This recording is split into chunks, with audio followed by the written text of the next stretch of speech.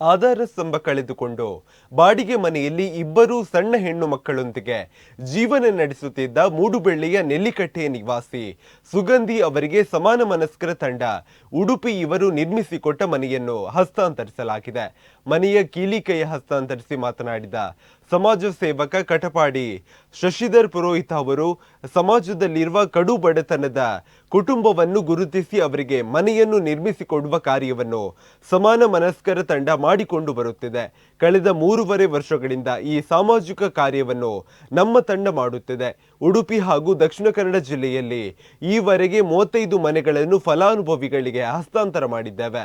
ಕಡು ಬಡತನದಲ್ಲಿ ಬದುಕು ಸಾಗಿಸುತ್ತಿರುವ ಕುಟುಂಬವನ್ನು ಆಯ್ಕೆ ಮಾಡಿಕೊಂಡು ಅವರಿಗೆ ನಮ್ಮ ತಂಡದ ದಾನಿಗಳ ಸಹಕಾರದೊಂದಿಗೆ ಮನೆ ಕಟ್ಟಿಸಿಕೊಡುತ್ತಿದ್ದೇವೆ ಎಂದಿದ್ದಾರೆ.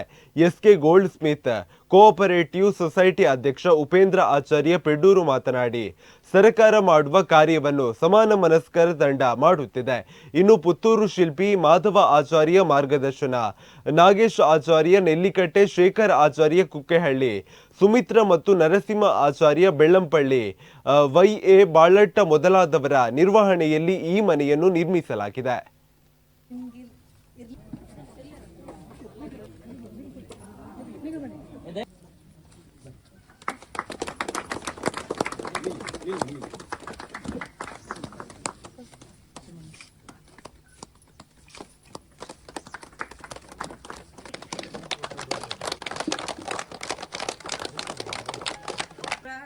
ಸಮಾನ ಮನಸ್ಕರ ತಂಡದಿಂದ ನಂಗೊಂದು ವಸತಿ ನನ್ನ ಮಕ್ಕಳಿಗೆ ಅಂತೇಳಿ ಒಂದು ಸೂರು ಮಾಡಿಕೊಟ್ಟಿದ್ದೀರಾ.